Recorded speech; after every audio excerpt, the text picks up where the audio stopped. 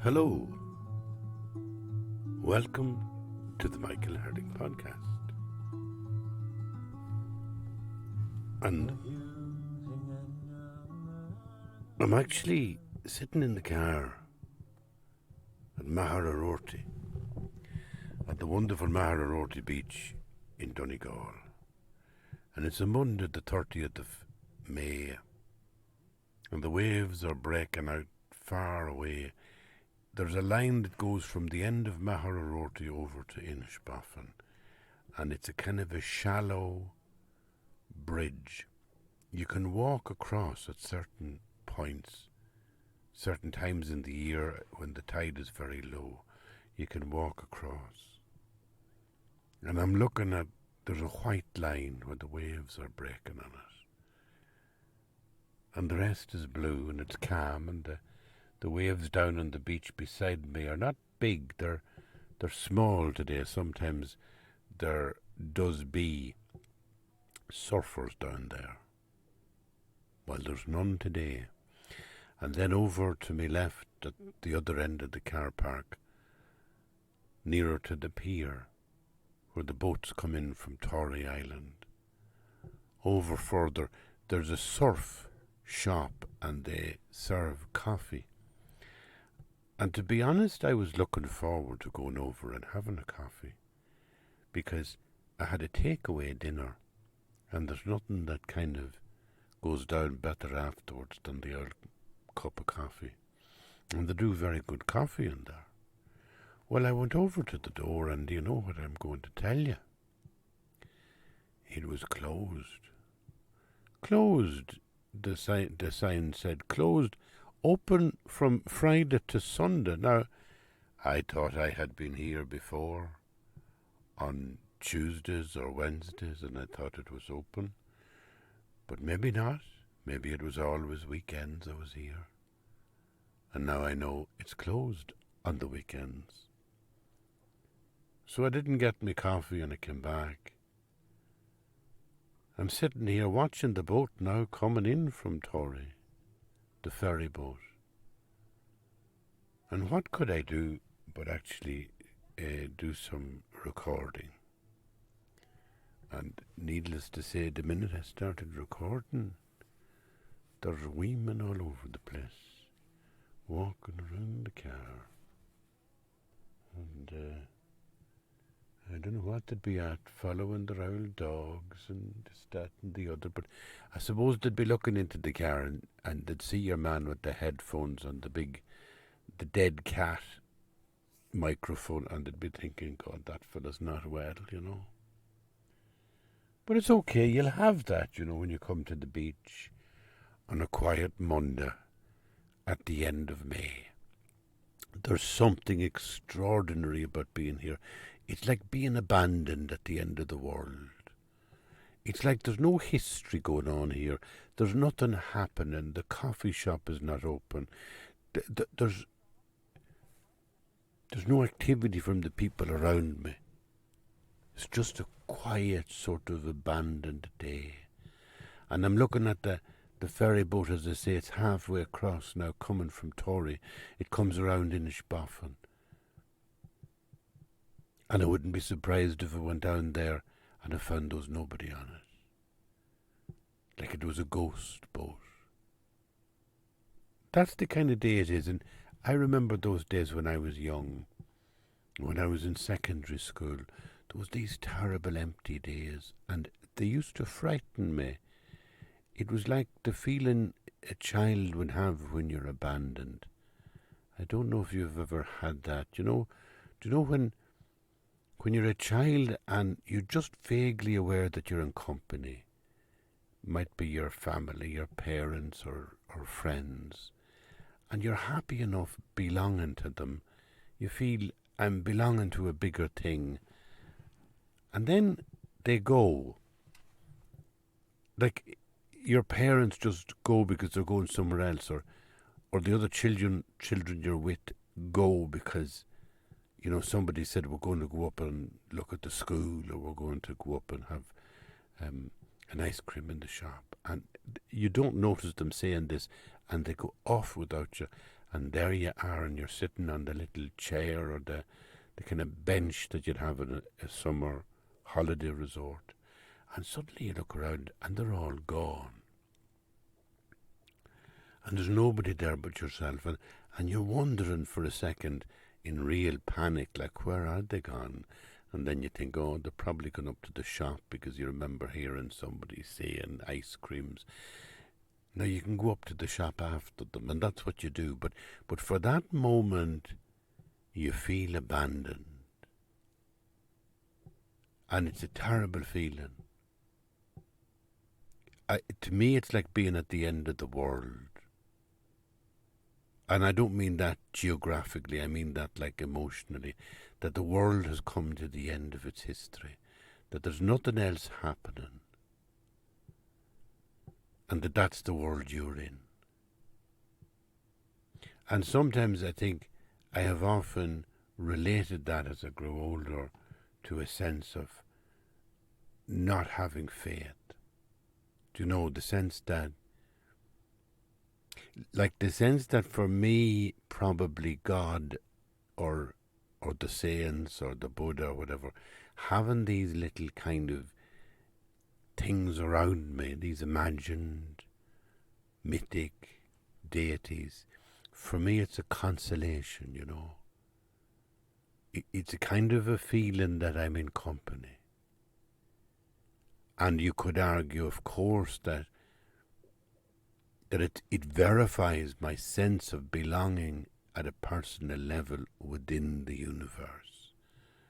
So that the mythic deity, the mentor deity, they are fictions, and yet behind the fiction, they are true.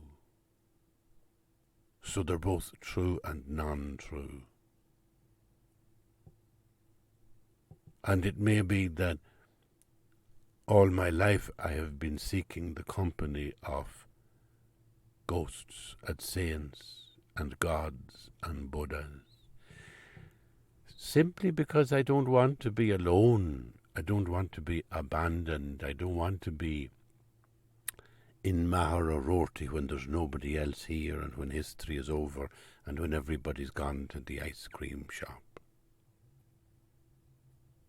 Because the only reason I'm here is that I belong with other people. And if the other people are gone, what am I doing here?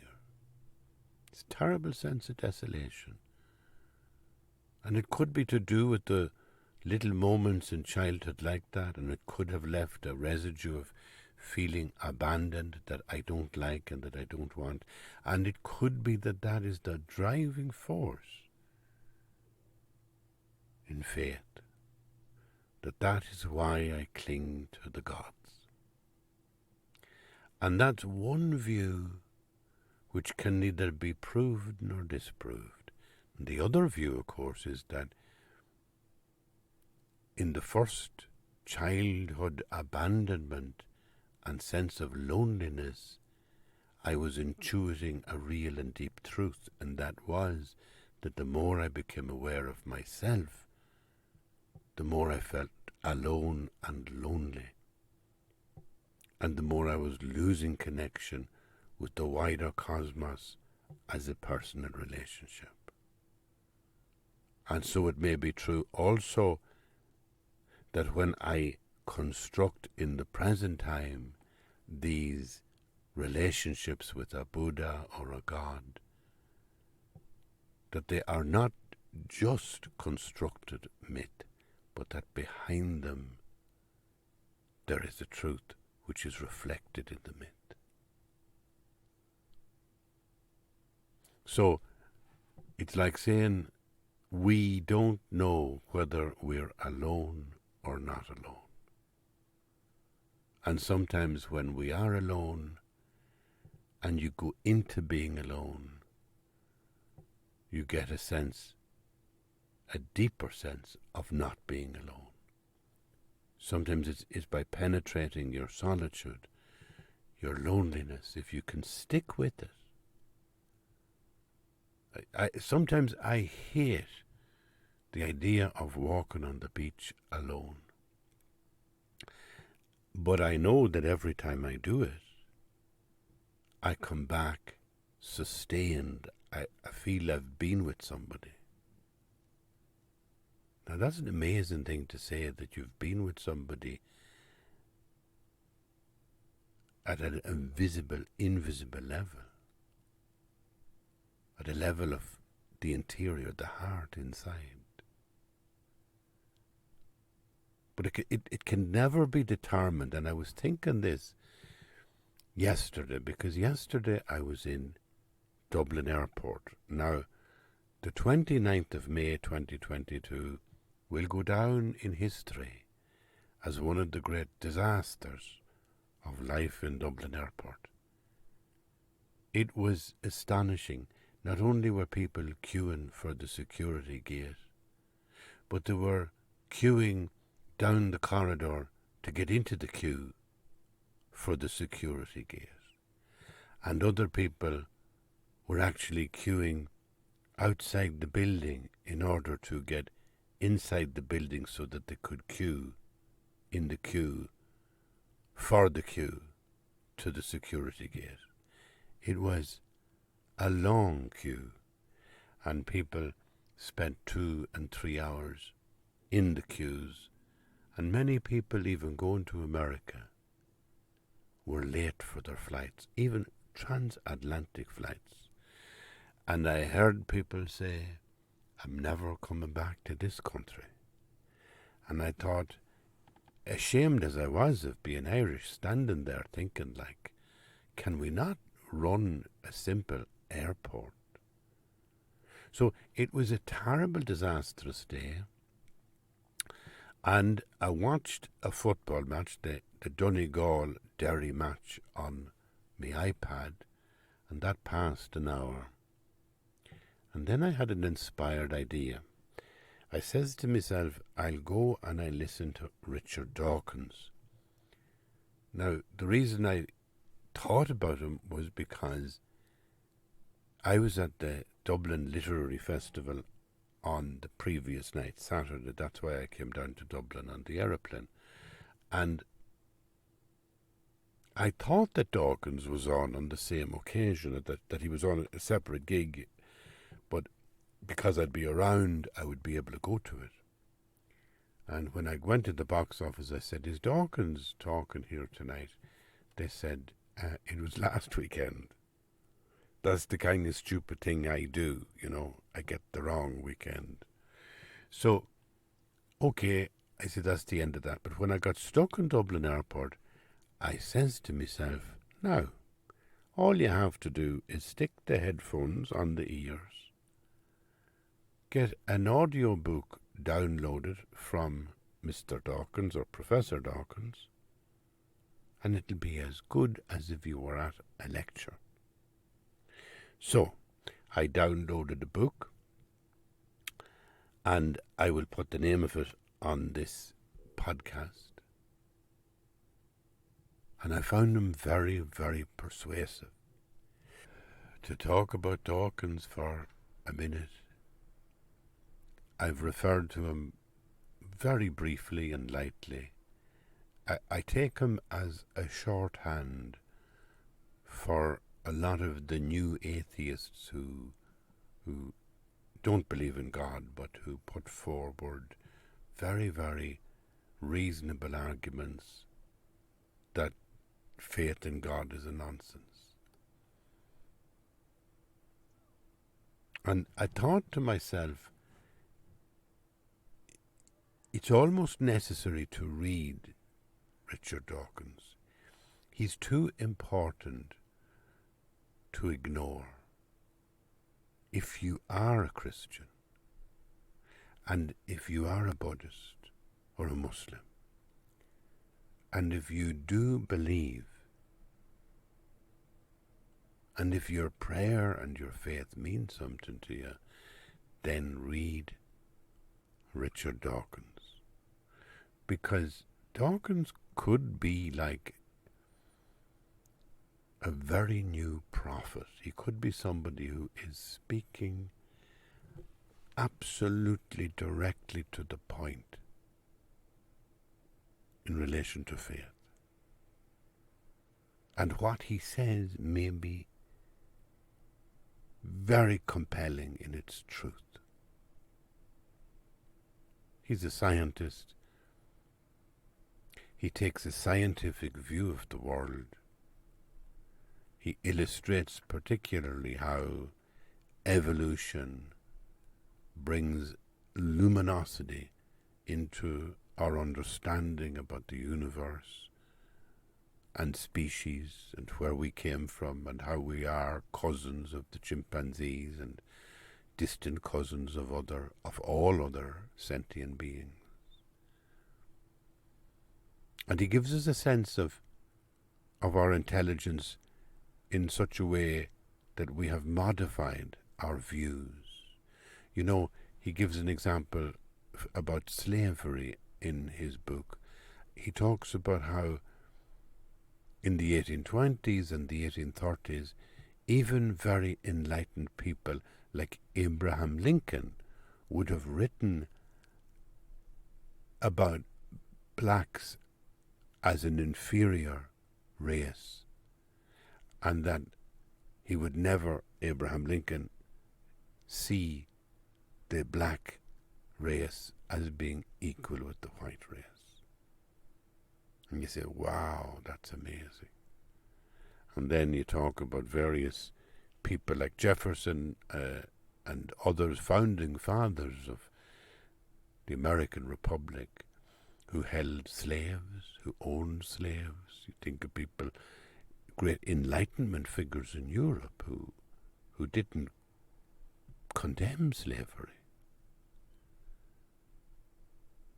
And you think, well, we would, never mind their views of women. Dawkins reminds us that, women in Britain really didn't get the vote until the 1920s, and even then you had to be 30 years of age and of a certain level of education. It wasn't even to every woman at that time. He points out that the French only gave the vote to women in the 1940s, and Switzerland only allowed women vote in the 1970s. So you say, my goodness. And the point he makes is, look how far we've come. Look how far we've come in our understanding, and how, because of science and because of information and technology and education and the way we understand evolution, we have become more tolerant, more wise, more compassionate. And he points even to the example of war. In earlier days, it really was a simple idea. Go in and slaughter the enemy. If you were waging war against another people, just wipe them out. Not just their soldiers, but just wipe them out. Clean them from the land, and then the land will be yours. And when God promises the land to Israel, he says it, to clean the land, wipe them out, and then this is the land I promised you.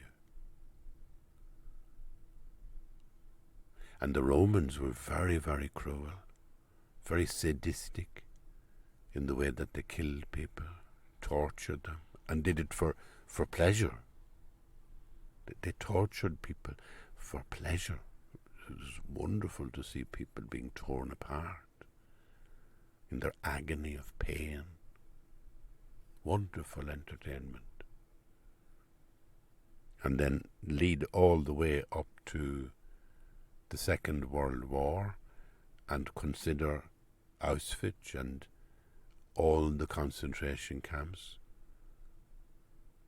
where Jews were clinically exterminated, and also consider Nagasaki and Hiroshima, and consider places like Dresden, where the Americans and the British with aeroplanes consciously dropped so much bomb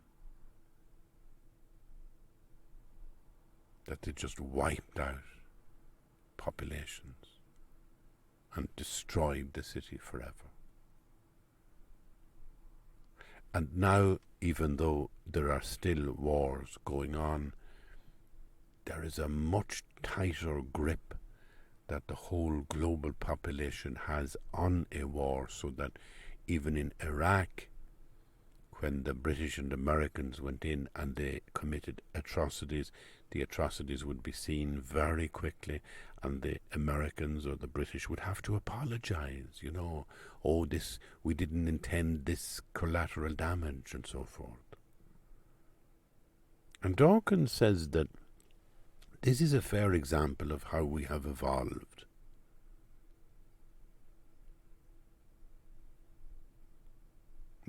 We know how we treat women, we know how we treat black people, we know how all the senses of privilege that were there are being deconstructed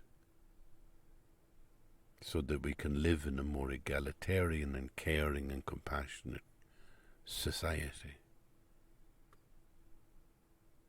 Now he's coming to a big point, he's coming to a big argument in the first half of this book, and he won me in by giving me these arguments. I was listening to him reading it, and I was thinking, in all that stuff that I've just said, I was agreeing with him. I was saying, yeah, that is true.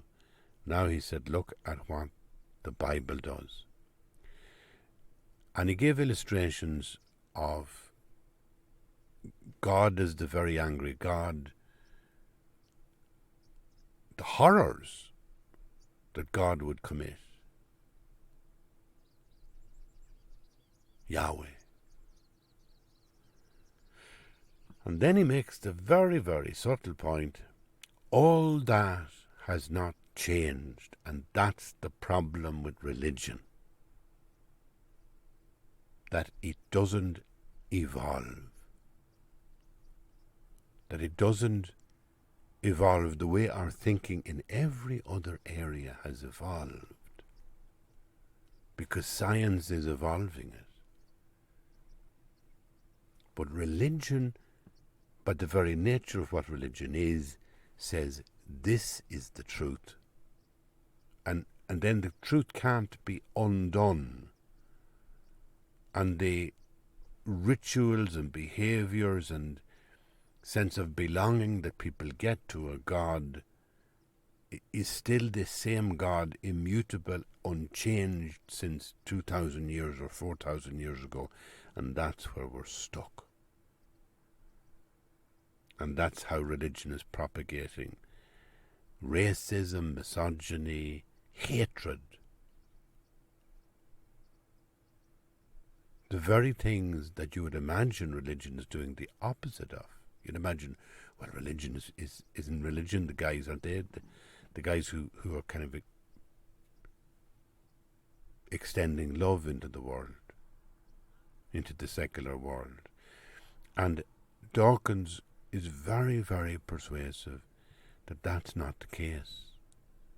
That it is the secular world that has become sensitive to war and caring for marginalized people and more deeply understanding the egalitarian notion of all races and all sexes and genders.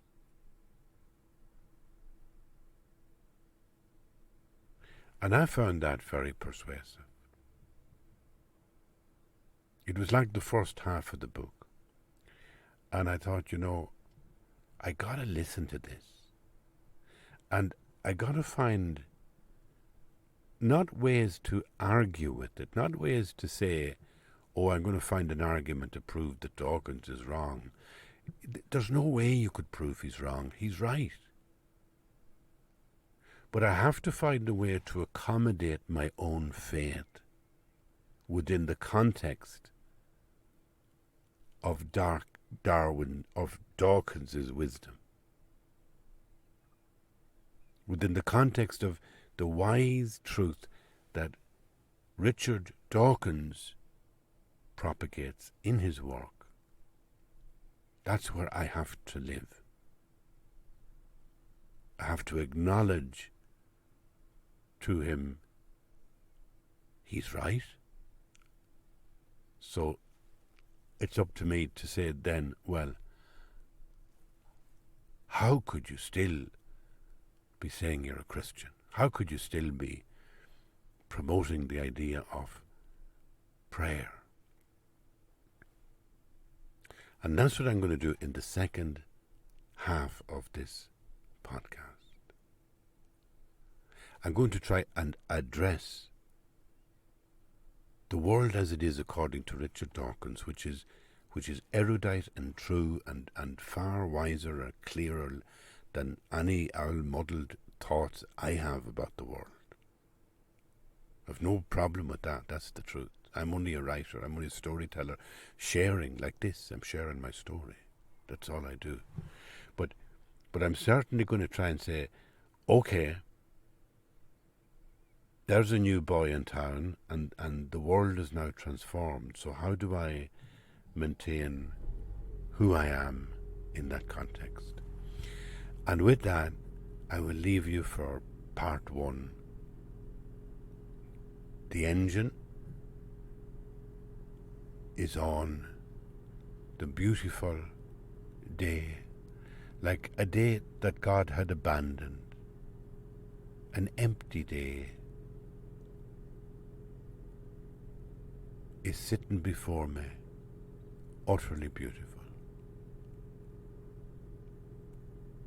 I feel lucky to be alive. I feel lucky to have consciousness in this moment. When I consider all the millions and millions of years, 13 billion years of the universe, millions of years of evolution. Think about it. A species may be living 20 and 30 years. All the various forms of monkey and animal, Neanderthal and whatever else that came before us. It's quite extraordinary that this is the moment, if you like, of my consciousness, your consciousness. And it seems reasonable to me to speculate and wonder, what is this thing in me that is conscious? And I'll talk about that in the next podcast. Second half of this one. Thank you for being here, and bye-bye.